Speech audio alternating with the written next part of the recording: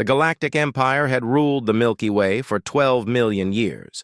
3,000 different species lived under its laws. They had mapped every star, claimed every useful planet, and believed they knew everything worth knowing. Fleet Commander Yuna had served the Empire for 200 years. She had seen countless worlds and met hundreds of alien races. Nothing surprised her anymore, or so she thought. The message came on a quiet morning aboard her flagship, the Silver Dawn. Deep space sensors had found something strange. A small yellow star on the outer edge of the galaxy was sending out unusual signals. Radio waves, television broadcasts, the signs of a young civilization that had just discovered technology. Yuna checked the star charts. The system had no name, no record. It had never been surveyed. This was impossible. The Empire had mapped the entire galaxy. Every star had a number, every planet had a file, but this system existed in a blank space, as if someone had erased it from all records. Yuna felt a cold feeling in her stomach. She did not believe in mysteries. She believed in answers. She ordered her squadron of 15 warships to investigate. The journey took 3 days at maximum speed. When they arrived at the edge of the system, Yuna stood on her bridge and looked at the main screen. 8 planets orbited the yellow star. The third planet was blue and green, covered in water and life. Her sensors detected cities, vehicles, and billions of living beings. Humans, her computer called them, a species that had never been contacted, a species that had somehow hidden from the Empire for their entire existence.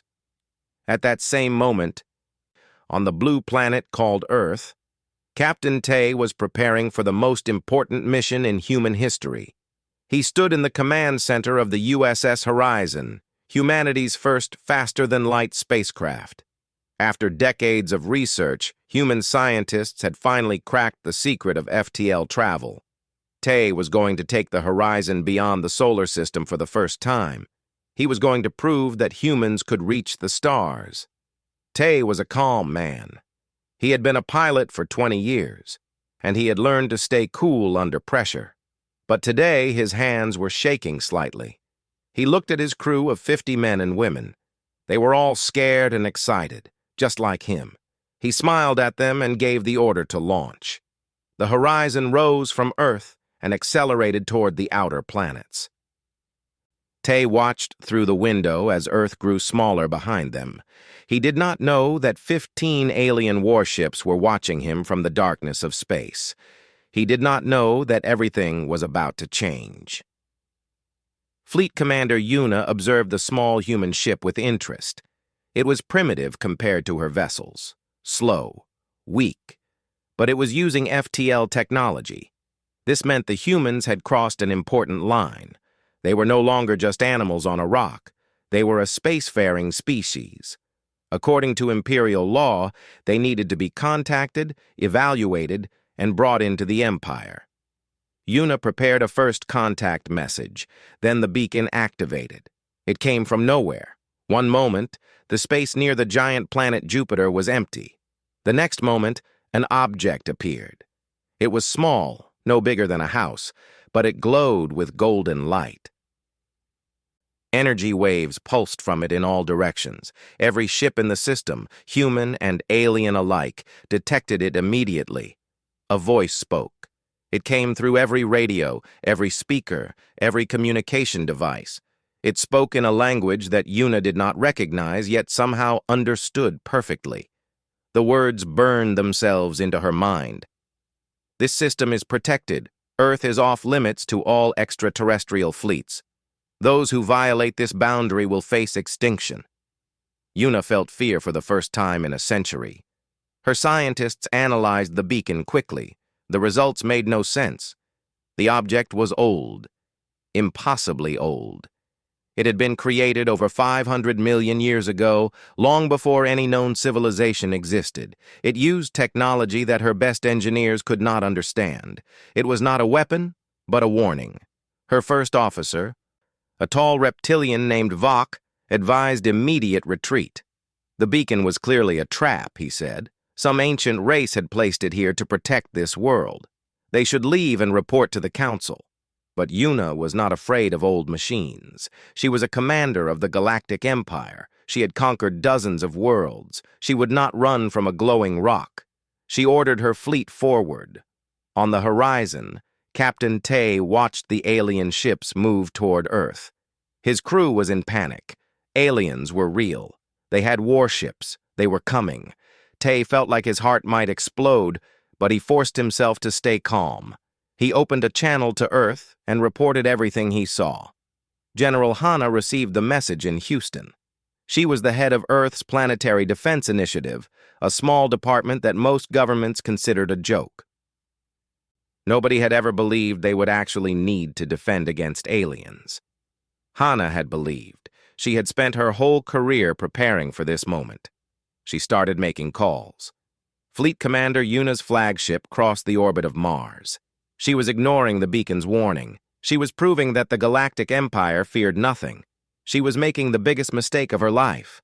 Every light on her ship went dark. Every engine stopped. Every computer died. 15 warships, the pride of the Imperial fleet, became floating metal boxes in an instant. Yuna stood in complete darkness, surrounded by the screams of her crew. The beacon had not been a bluff. It had been a promise. And somewhere in the black void of space, something much bigger than a beacon was beginning to wake up. General Hana had not slept in 3 days. She stood in the command center in Houston, watching screens that showed 15 alien warships floating dead in space. They were not attacking. They were not moving at all. Whatever had turned them off was still working. But Hana could not relax. She had too many questions and no answers. The world had changed overnight. Every government on Earth was in emergency meetings. Every news channel was showing the same images. Aliens were real. They had come to Earth, and something had stopped them. People were scared. People were excited. People were praying. Hana did not have time for any of that. She had to figure out what to do next. Captain Tay volunteered for the mission. Someone had to make contact with the aliens. Someone had to find out what they wanted. The Horizon was the only ship fast enough to reach them quickly. Tay knew the risks. He might not come back. But he also knew that humanity needed answers. He said goodbye to his family through a video call and launched toward the disabled fleet. On the Silver Dawn, Fleet Commander Yuna was trying to stay calm. Her ship had no power. Life support was failing slowly. Her crew of 3,000 would run out of air in 2 days. She had sent distress signals, but no help was coming. The Empire was too far away. She had led her people into a trap, and now they were going to die because of her pride. Her scientists worked by flashlight, trying to understand what had happened. They found something that made Yuna's blood freeze. The energy that had disabled their ships matched old legends, stories that mothers told children to scare them, tales of the architects, a race of beings who had existed before anyone else. According to myth, the architects had created life across the galaxy. They had built wonders beyond imagination, and then they had vanished, leaving only ruins and warnings behind. Nobody believed the stories were real. Nobody until now. The horizon approached slowly. Captain Tay broadcast a message of peace on all frequencies. He waited for a response. Finally, a weak signal came from the largest alien ship. A face appeared on his screen. It was Yuna. She looked tired and afraid. She spoke in a language Tay could not understand, but his computer translated her words automatically. She was asking for help. Tay was surprised. He had expected threats. He had expected demands. Instead, he found a scared commander watching her crew die. He thought about leaving them. These aliens had come to invade his world. Why should he save them? But Tay was not that kind of man. He contacted Earth and asked for permission to help. General Hana agreed. Humanity would show these aliens who they really were. Over the next hours, Earth launched every ship it had. It was not a large fleet, just 30 small vessels with limited supplies. But they carried food, water, and oxygen. They docked with the alien ships and delivered aid to their crews. Yuna watched the humans save her people, and she did not understand. In the Empire, the weak were left to die. Mercy was considered foolish, but these primitive beings were risking their lives to help enemies. She felt something she had not felt in centuries. She felt shame. While the rescue operation continued, Dr. Jimin was making her own discovery. She was a scientist who studied ancient things, old bones, old buildings, old mysteries. For years, she had investigated strange structures hidden around Earth, pyramids that were too perfect, underwater ruins that were too old. She had always believed that something had visited Earth long ago. Now she had proof. A research team in Antarctica had found something under the ice, a door made of metal that did not exist on Earth. Jimin flew there immediately. When she arrived, she found a tunnel leading deep underground. She followed it for 3 kilometers. At the end, she found a room the size of a football stadium. The walls were covered with pictures and symbols.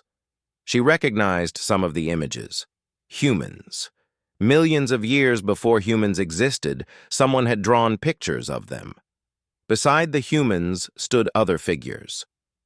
Tall beings made of light. They had no faces, but they seemed kind, loving, like parents watching their children. Jimin found words carved into the floor. Her translation software struggled, but finally produced a result. Our children, our legacy, our protected. She fell to her knees. Humans were not alone. They had never been alone. Someone had created them. Someone had been watching over them. Someone had protected Earth for 500 million years. Jimin called General Hana immediately. She explained what she had found. Hana listened in silence. Then the beacon near Jupiter spoke again. The voice filled every radio on Earth and every dead ship in space. It was the same ancient voice, but now it said something new. The children have been found. The Guardians are returning. Across the galaxy, sensors detected movement. In the center of the Milky Way, where a supermassive black hole swallowed light and matter, something was waking up. Thousands of energy signatures appeared from nowhere. They were big, they were powerful, they were old, and they were coming toward Earth. The architects had not vanished. They had been sleeping, and now their children had finally grown up. The Galactic Council met in emergency session. 10,000 representatives from 3,000 species filled the Great Hall on the capital world. They were shouting. They were arguing. They were afraid. High Chancellor Yunji stood at the center, trying to restore order. She had led the Empire for 500 years. She had survived wars, plagues, and rebellions, but she had never seen the Council so close to panic. Fleet Commander Yuna's report had arrived hours ago. The story was impossible, a hidden world, an ancient beacon, ships disabled by unknown technology, and now something was coming from the galactic core. The sensors did not lie. Thousands of massive objects were moving through space at speeds that should not exist. They would arrive at the mysterious planet called Earth in less than 1 month. The Council split into factions immediately. The first group, led by species who valued science and caution, wanted to wait. They wanted to study the situation. They wanted to contact the humans and learn what they knew. Perhaps these newcomers could help the Empire understand what was happening. The second group, led by military species who valued strength, wanted to attack. They believed the humans were dangerous. They believed Earth was a threat. They wanted to destroy the planet before the approaching ships arrived. If they acted quickly, they could end this crisis before it grew worse. The third group said nothing at first. They were the Velthari, the oldest species in the Empire. They had been part of the Council since the beginning. They had always been quiet and mysterious. Now, their ambassador rose to speak. The Great Hall fell silent. The Velthari never gave speeches. This had to be important. The ambassador was ancient. His skin was gray and cracked. His eyes were like black holes.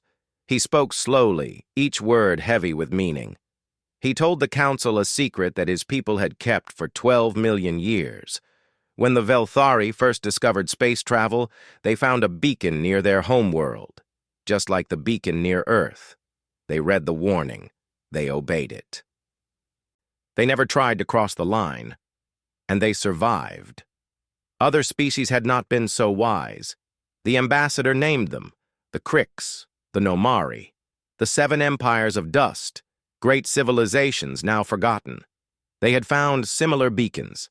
They had ignored the warnings. They had tried to enter protected systems, and they had been erased, not defeated, not conquered, erased. Every planet, every ship, every member of their species, gone overnight. The architects did not give second chances. The Great Hall was completely silent. High Chancellor Yunji felt cold sweat on her face. If the Velthari story was true, then the Empire was facing something beyond their power to fight, something that could destroy them all with a single thought. On Earth, Dr. Jimin continued her exploration of the Antarctic structure. She found a room with a strange machine in the center. It looked like a table made of crystal. When she touched it, it glowed. A figure appeared above it. A projection. An architect. It was beautiful and terrifying. Tall as a building, made of pure light, with no face but somehow expressing kindness. It spoke in a voice that felt like music. Jimin understood every word. The architect explained everything. 500 million years ago, the architects had ruled the galaxy. They were the first intelligent species. They built wonders. They explored every corner of space. But they were lonely. The universe was empty, except for them. So they decided to fill it with life. They traveled to thousands of worlds and planted the seeds of evolution. They guided species toward intelligence. They protected their children from the dangers of space. And when their work was done, they went to sleep, waiting for their children to grow. Earth was special. Humans were special. The architects had spent more time on this world than any other. They had given humans gifts hidden in their genes, creativity, curiosity, the ability to love and to dream. Humans were meant to be great. The architects had always known it. But now the children had to choose. The projection asked Jimin to deliver a message to her leaders. The architects would continue their protection forever if humans wanted it. Earth would remain safe. No alien could ever threaten them again. But humans would never be allowed to leave their solar system. They would live in a perfect cage, protected and limited. Or humans could choose freedom. The architects would remove their protection. Humans would join the galaxy as equals. They would face all the dangers and opportunities of the cosmos. They would rise or fall on their own strength. General Hana received Jimin's report. She gathered the leaders of every nation. They argued for hours. Some wanted safety. Some wanted freedom. Some were too afraid to choose anything. Before they could decide, alarms started screaming. Sensors detected a new fleet entering the solar system. 200 warships, imperial colors. The second faction of the council had not waited for permission. Admiral Kyung, a legendary military commander, had launched a preemptive strike. He was coming to destroy Earth. He believed he was saving the galaxy. Humanity had run out of time to choose. The enemy was already at the door. Admiral Kyung stood on the bridge of his flagship, the Iron Judgment. Behind him, 200 warships followed in perfect formation. Each ship carried enough firepower to crack a planet in half. Kyung had fought in 17 wars. He had never lost a battle. He did not plan to start losing now. His mission was simple. Destroy Earth before the architects arrived. Kill the humans before they became a threat. Save the Empire from whatever ancient horror was waking up. Some called him a monster. Some called him a hero. Kyung did not care about labels. He cared about results. The journey to Earth took 5 days. Kyung used that time to prepare his crews. He showed them images of dead civilizations. He told them stories of species erased by the architects. He explained that humans were the key to this nightmare. If humans lived, the architects would return in full force. If humans died, perhaps the architects would go back to sleep. It was a gamble, but it was the only chance the Empire had. On Earth, General Hana watched the approaching fleet with tired eyes. She had not slept in a week. Her military advisors told her the truth she already knew. Earth had 12 combat-capable ships, 12 against 200. The math was simple. Humanity was going to die. Captain Tay refused to accept this. He gathered his crew on the horizon and gave them a choice. They could stay on Earth with their families. No one would blame them. Or they could fly out and fight, knowing they would probably never come back. Every single crew member chose to fight. Tay felt proud and heartbroken at the same time. Dr. Jimin was working desperately in the Antarctic structure. She believed the architects had left more than warnings. They had left tools, weapons, something that could help. She searched every room, touched every surface, pressed every symbol. Nothing worked. The structure remained silent. Then she remembered something. The projection had said humans were special. The architects had given them gifts hidden in their genes. Maybe the structure did not respond to actions. Maybe it responded to something else. Something human. Jimin closed her eyes. She thought about her family, her mother who had died young, her father who had worked so hard to raise her alone. She thought about love, about hope, about the desperate wish to protect the people she cared about. The structure woke up. Lights blazed across the walls. Machines that had slept for millions of years started humming. Jimin felt power flowing through the floor, through the ice, through the entire planet. She had activated something incredible. Admiral Kyung's fleet arrived at the edge of the solar system. He gave the order to attack. 200 ships accelerated toward Earth, weapons charging. They passed the orbit of Neptune, then Uranus, then Saturn. Nothing stopped them. The ancient beacon was still there, but it did nothing. Kyung smiled. The protection was a bluff after all. Then the defense grid activated. On every moon and planet in the solar system, structures emerged from underground. Massive towers of crystal and light. They had been hidden for 500 million years, waiting for this moment. They pointed at the incoming fleet and fired. The beams were not like normal weapons. They did not explode. They did not burn. They simply turned things off. Admiral Kyung watched in horror as his ships died one by one. Engines failed. Weapons went cold. Lights went dark. His flagship lost power completely. He was left floating in the void, surrounded by 200 useless metal boxes, just like Fleet Commander Yuna before him. But there was one difference. Yuna had only brought 15 ships. The defense grid had easily handled them. Kyung had brought 200. The grid was straining. Warning lights flashed in the Antarctic structure. Jimin saw that some towers were overheating. The system was old. It had been asleep too long. It was not going to last. Then the Guardians arrived. They came from the direction of the Galactic core. Thousands of ships, each one larger than a city. They moved without engines, without sound, without any technology the Empire could understand. They simply existed in one place and then existed in another. Space bent around them like water around stones. Captain Tay watched them appear on his sensors. His computer could not measure their power. The numbers were too big. He felt like an ant watching mountains walk. The lead Guardian ship sent a message to Earth, the same musical voice that Jimin had heard in the Antarctic. It asked one simple question. Children of Sol, you have activated our gift. The choice remains yours. Do you wish our protection to continue, or do you wish to stand among the stars as guardians yourselves? General Hana answered for all of humanity. She did not hesitate. She did not ask for votes or debates. She spoke from her heart. "We choose to stand." The Antarctic structure powered down. The defense grid went silent. The towers sank back into the moons and planets. Humanity's protection was gone. They were on their own now. The Guardian fleet turned and began to leave. As they departed, they sent one final message. "Then prove yourselves worthy. The trial of isolation is over. The trial of fire begins."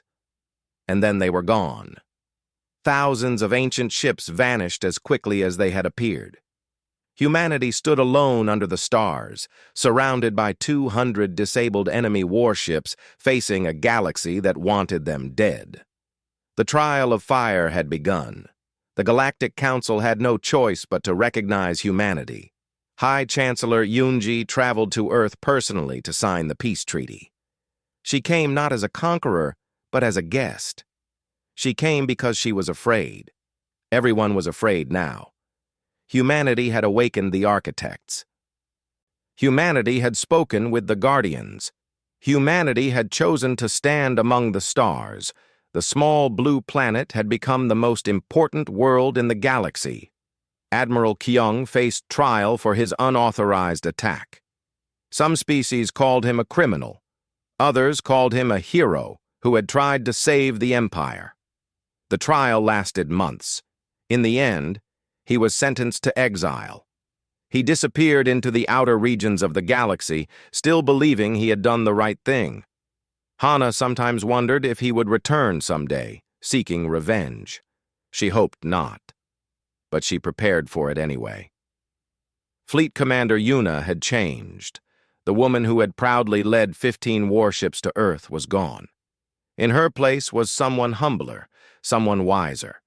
She had watched humans save her crew when they had every reason to let them die. She had seen mercy where she expected cruelty. She had learned that strength was not the only thing that mattered. She resigned from the Imperial Navy and asked to join humanity instead. General Hana accepted her. The Empire called Yuna a traitor. Yuna called herself free. Captain Tay commanded a new ship now. The USS Vanguard was the first vessel built with architect technology. It was faster, stronger, and more advanced than anything humans had ever created. But the technology was strange. It responded to emotions as much as commands. It worked better when the crew was calm and focused. Tay was still learning how to use it properly. He had a feeling he would be learning for the rest of his life. Dr. Jimin led the new research institute in Antarctica. Scientists from every nation worked there, studying the structures the architects had left behind. They learned new things every day, new materials, new energy sources, new ways of understanding the universe. But the biggest questions remained unanswered. Why had the architects created humanity? What purpose were humans meant to serve? The murals on the walls showed humans standing beside the architects as equals, partners, family. But what did that mean? Earth changed too. The old nations still existed, but they mattered less now. Humanity needed to speak with one voice. A new government formed slowly, built on cooperation instead of competition. It was not perfect. There were arguments, disagreements, and fights. But humans were learning to work together. They had to. The galaxy was not going to wait for them to get organized. Not everyone welcomed humanity's rise. Across the Empire, fear turned to anger. Some species believed humans would become conquerors, using architect technology to dominate the galaxy. Others worshipped the architects as gods and saw humans as divine inheritors who deserved to rule. Both groups were dangerous. Both groups were growing. War was coming. Everyone could feel it. General Hana was no longer just a general. She had become Earth's first galactic ambassador. She spent her days in meetings with alien leaders, trying to build alliances, trying to prevent conflict. It was exhausting work. Most species did not trust humans. Some wanted to use humans for their own purposes. A few wanted to destroy humans before they became too powerful. Hana navigated these dangers with patience and determination. She made friends slowly. She made enemies faster. But she never gave up. In the final weeks of the year, Dr. Jimin made a discovery that changed everything. Deep in the Antarctic structure, she found a hidden room that had not been opened before. Inside was a single object, a star map. It showed the Milky Way galaxy in perfect detail, every star, every planet, every system. And on this map, 12 worlds glowed with golden light. 12 worlds marked with the same symbols that decorated the Antarctic structure. The same symbols that meant protection. Jimin understood immediately. Earth was not unique. Humans were not the only children of the architects. There were others, 12 other species, hidden on 12 other worlds, protected by 12 other beacons, siblings that humanity had never known about, family that was waiting to be found. She brought the map to General Hana. They stared at it together in silence. Hana thought about what this meant. If humans found these other protected species, they could build alliances. They could share knowledge. They could face the galaxy together instead of alone. But the Empire might find them first. The Empire might destroy them before they ever had a chance. Hana made a decision. She called Captain Tay to her office. She showed him the map. She gave him a new mission. Not conquest, not defense, discovery. Humanity's next great journey would be to find their siblings among the stars and protect them, just as the architects had once protected Earth. Tay accepted without hesitation. He gathered his crew on the Vanguard and prepared to launch. Before he left, he spoke to a crowd of thousands who had gathered to watch. His words were broadcast to every corner of Earth. "We spent our whole history looking up at the stars," he said. "We wondered if we were alone. We wondered if anyone else was out there. Now we know the truth. We were never alone. We were just waiting to grow up, waiting to find our family. The architects gave us that chance. Now it is our turn to give it to others." The Vanguard rose into the sky. It accelerated past the moon, past Mars, past the edge of the solar system. It jumped to light speed and disappeared into the darkness between stars. Behind it, Earth glowed blue and green, a small world in a vast universe. The trial of fire had begun. But humanity was no longer afraid. They had stood before gods and chosen their own path. They had faced destruction and shown mercy to their enemies. They had been given the chance to remain safe and comfortable, and they had chosen danger and freedom instead. This was who humans were. This was who humans had always been. And somewhere in the galaxy, 11 other worlds were waiting to meet them.